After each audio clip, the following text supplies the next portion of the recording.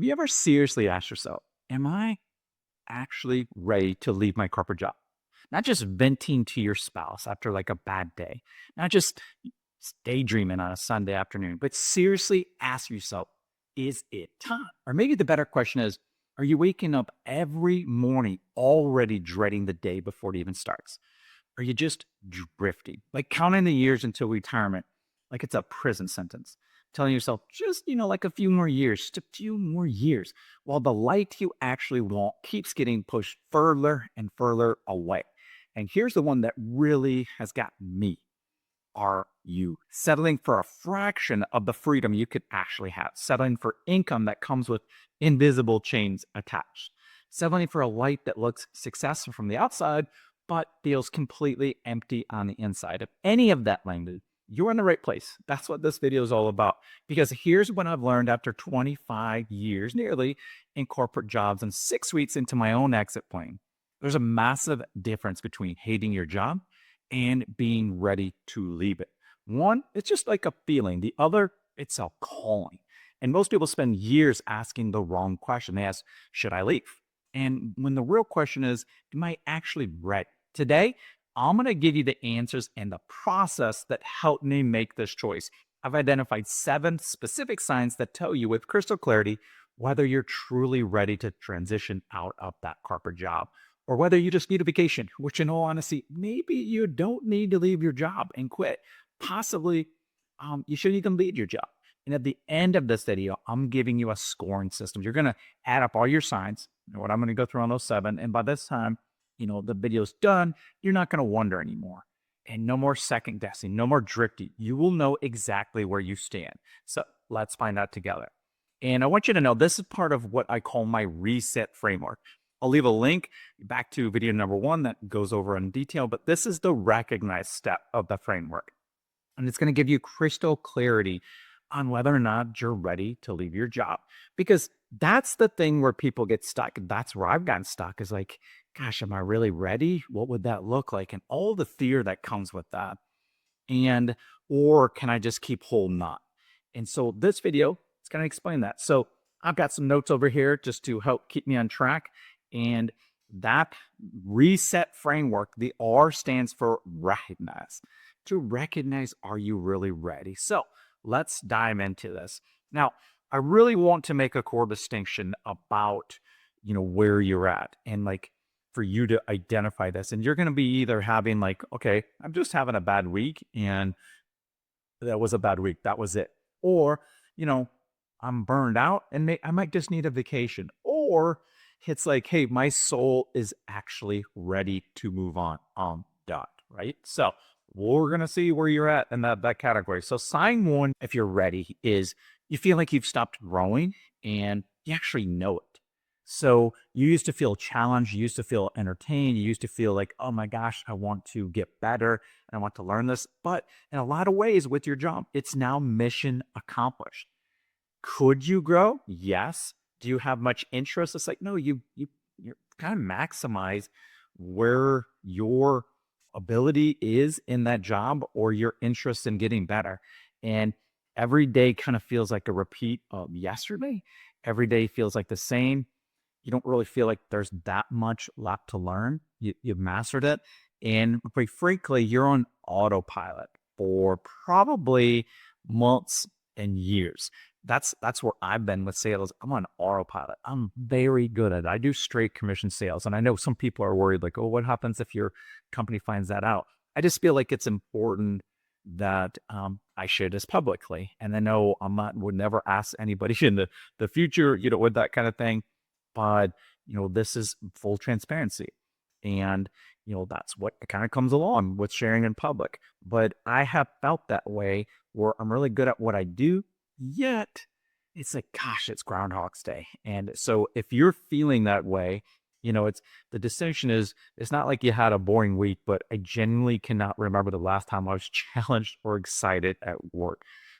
If you're like, yeah, it's just kind of a boring week, probably not one of those signs that you should keep track of and check. But if you're like, no, I can't remember the last time I loved waking up to go to this job, or was challenged by it, or really grew, this is, definitely one sign you're ready to lead. And ask yourself, when did you stop growing? What did that feel like? And how long have you been ignoring that? And so, you know, here's the big thing that for each one of these signs that I'm going to go through is we want to be challenged. We want to grow. We want to see what's possible. That's part of the human experience. And it feels very dead and lonely and kind of depressing if we've met our maximum, with where we're at. So that is, your restlessness, it's not weakness, you know, it's wisdom. It's your soul saying, hey, there's more out there. Like you kind of mastered this. So that's sign number one. Sign two, your Sunday nights are consistently stolen. And what I mean by that is somewhere Sunday afternoon, possibly even Sunday morning, and going into Sunday evening, you start thinking about the work week and you get nervous about it. And you start dreading it. Like, oh my gosh, I gotta go to work tomorrow. That is not how it's supposed to be. It should be, if you do start thinking about like, oh, I can't wait for tomorrow. I wish tomorrow was Monday, or I'm looking forward to this week. But if you're dreading that, Sunday nights, you're taking that time away from your family. You're not enjoying one of your days off. You're not living your life. You're not being in the moment. That is a problem. And it's something that you need to recognize and honor and acknowledge. This is, all people do this, but like men, we're really good at just ignoring our feelings.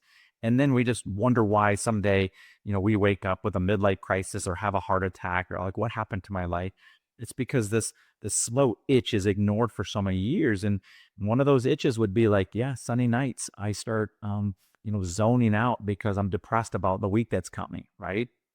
And, you know, the sign is when it's consistent and that it's been that way for a long time. Like that's more recent or just occasionally, like not that big of a deal. But if like it's been years of you like, I gotta go back to work tomorrow. Oh, that is not good. So I would ask you, like, how many Sundays have you lost? Like, what does that actually cost in terms of like presence with your wife, with your kids, with your family, with your health, with your mindset, with your mentality, with what's possible for you? Like that's a lot of waste. And when did you realize that this was more of a pattern than a phase? Ask yourself that. Really get into that. And your time on this planet is finite. This is not like, oh, the someday eventually just runs out. That hourglass sand just eventually runs out. That's what's happening. I'm doing this channel for the second chapter because like I'm like crap. Like my kids are on the process we're being empty nesters. And it's like, what's next? And I feel like I have so much gifts to offer. And I know you probably feel the same way. Like, but it's just the fear of like, what would it look like to actually step into something else, into this second chapter? And what would that look like in all areas of my life? In this video and this channel is a lot more about what that would look like if you had the job and the income that you love, that maybe the lifestyle that you've always wanted. And here's a question I want to ask you. How many Sundays have you lost to a job that won't even remember that you existed? Like many companies I've worked at, I was like the top guy, really good, but everybody's replaceable. They care, but it's like, what can I get out of you today? What have you done for me today? And that's why so many people at the end of their careers just feel like they were just used and eaten alive. I mean, I feel that way a lot, and I work at a pretty decent place or don't feel appreciated and just feel like a number. And it's always about what you did this last week, this last month, and then like, what are you going to do? And I feel like whether you're in sales or not, that happens to a lot of people. So, you got to ask yourself for sign number two, do you check the box of that? Like you kind of, you have Sunday night dread. Do you? Okay. If you do, check that and keep track of that. Sign three, your success feels hollow. And what I mean by that is like you hit a goal or a bonus or you landed a promotion and you're just like, yeah, like been there and done that. Like you've gone up the corporate ladder in some way, you've gotten better at your job, and you've kind of followed the path that you've been kind of taught that we all have our whole lives of like college and marriage and kids and jobs and promotions and houses and investments and all of that. And you're like, okay, I did all that. And we're just like, "Huh." I mean, how I feel. It's like, I don't feel like I really have anything that's substance to show for it. Yes, I've provided for my family, but I don't really feel like I've done that much meaning and purpose that aligns with who I am and what I would enjoy with my life. And it's like, is that, I feel like limited thinking. I feel like that's me playing small game. You might feel that way too. That might be why you're watching this video. But in sign three is it just feels hollow, like the dopamine just doesn't last anymore. Whether you do something or get some praise at work or you get a promotion, you make some more money, you're just like, it becomes more like this trap that you're always competing against your past to outdo yourself. And even when you do, it just doesn't matter to you anymore. And so, you know, it's not like I wish I had more money, but I made the money and it didn't fix the feeling. And that's how I feel a lot. Like I've made more and more money. Oh, if this year, if I can make more money, if I have this bigger goal, that will be give me, that will be purposeful. And then I'll feel better. And it's like, no, I hit it. And it's like, it still feels hollow. And guess what? It's just never enough. If you're trying to satiate an appetite of something that is not your purpose, that doesn't align with you, that you don't enjoy doing, there that doesn't matter how much money you're going to make, it's going to feel at some part, that time is coming if it hasn't, that it's like, it feels like a letdown and just feels kind of hollow. But what if you can have both? What if you can have the joy, the passion, the purpose, the me, and because you're so good at delivering the value and you exude such an energy and vibration about that and a confidence that the abundance and the money is even way more than you could have ever imagined. That's what I'm signing up for. Hopefully that's what you're signing up for. But how success, it's your soul's way of telling you you're playing the wrong game. Like there's a bigger, better game that you could be playing. It's not like, there's no judgment in this, but it's just honoring it. It's like all of this is part of our process and path.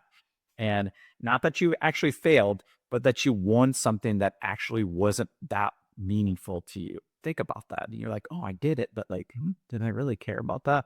And at the end, a lot of us look back and say, wow, I've wasted decades in playing this game. So look at that. And it's actually a gift. It's a gift for us to see that and to feel that and to understand that.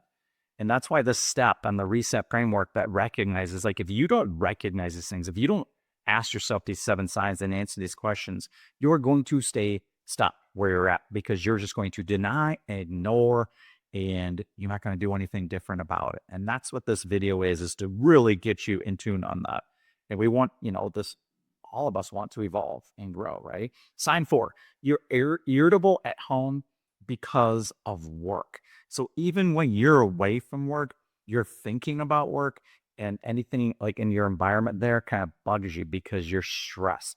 And, I do feel like every area of our life is harmonious with the other areas. So if you're happy enjoying your work, you bring that home to your personal life. If your personal life's a mess, you're probably going to bring that to your work and vice versa. But if you're irritable, that's a sign. Okay. Look at that sign. And you come home like depleted and empty. Small things like trigger you. Your family gets the worst version of you. The job is bleeding in every area of your life. Like all those are telltale signs. You got to listen to that. Now, I had a rough week, but my family consistently gets my leftovers and has for years. Is that what you want? Is that who you are? Is that what you signed up for? You've got to ask yourself that. Some of this isn't fun, but and when your job starts affecting your marriage or your relationships and your friendships and your presence as a partner or a friend, that's not a career problem anymore. That's actually a life problem. That is something like a wake up call. And I would encourage you to look at that. So that's sign 4. Are you irritable at home? So far, where are you? You have 4 checklists. You have 2 of these, 4. Keep track. So sign 5. You fantasize about escape dating. Gosh, I can relate to this. Like, I feel like I've been doing this for like 20 years, and that's embarrassing to say. Like, really, Gavin?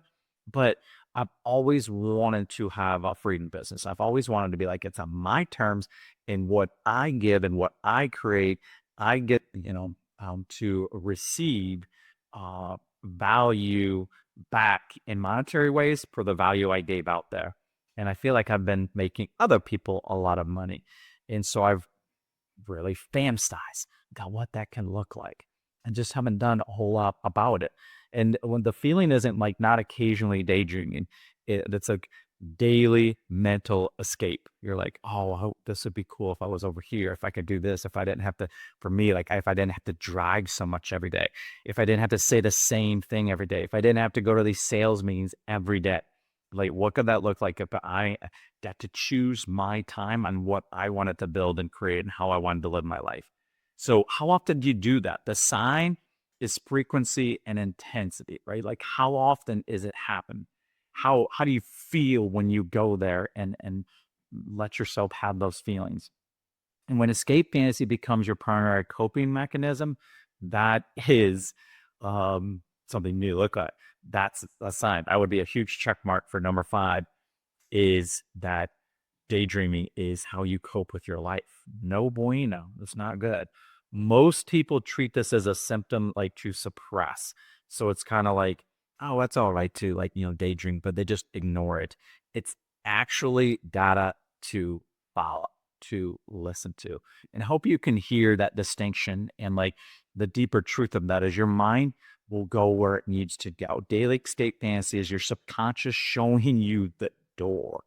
It's like your soul saying, "Hey, that look what's over here. Like these are the possibilities. Like you're thinking about this a lot. Look at it, honor it, feel it, and it's another checkbox. Okay, sign 6. Your body is sending you signals. Okay, and that can come up in a lot of different ways. Like you might not be sleeping, you might have insomnia, you might have tension or headaches or lockjaw, back pain, possibly some like more anxiety than normal and just like low grade dread low grade dread all the time. It's like, ugh, like everything's ugh, I can't believe I have to go do this. And it takes a tremendous amount of energy to go show up to that. Like for me, I feel like when you're doing what you're supposed to be doing is when you're doing it, it energizes you. It doesn't deplete you.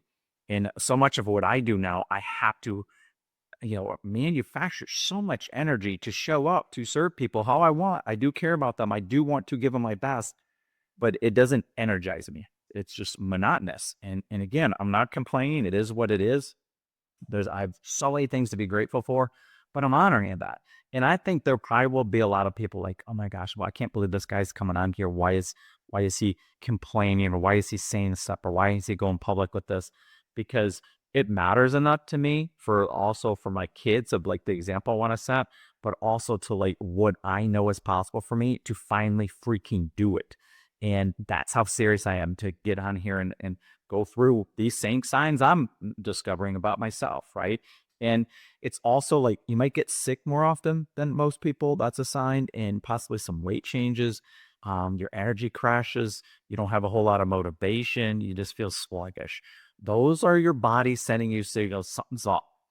And this is usually our work and how we spend most of our day is a big component of that. So is that one of the check boxes for you? So you know, your body, it knows the score. Your body, like, it knows the truth before a lot of times you will admit to it. And those physical symptoms are your body screaming, listen, hear me, look at this. And you can ignore it, but that's where, again, a lot of guys just, we ignore. And then we wonder why one day, like, all of a sudden our heart, like, it feels like it's going to burst or something. So, none of this is weakness. It's actually intelligence to like tap into what you know is possible and don't let fear stop you from stepping into it. Right. So, uh, s- again, if you are having body issues, that would be something to pay attention to. That was number 6. Number 7, you can clearly envision a different life. Now this goes beyond like the daydream. This is like you don't just want to leave something. You can see what you want to build. That's a tap. It's a huge tap. If like You have this vision of like, this is what I want for my life. This is what I want to build. This is like my area of genius. The the vision is, getting clear and not more confusing. You find yourself planning it, researching it, building toward it. Like you're already doing stuff. Boom, this is huge. This is a very big sign that you are ready to transition. And again, I'm not telling anybody to just go quit their job. I'm not quitting my job. And again, I feel like there's a transition period.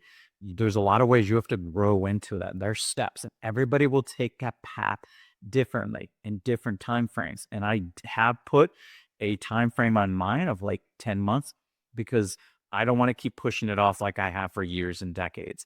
But if you're envisioning a different life and you're already planning it, that's a sign. Like, and this is the most important sign, not just running away from corporate, but being pulled toward something specific.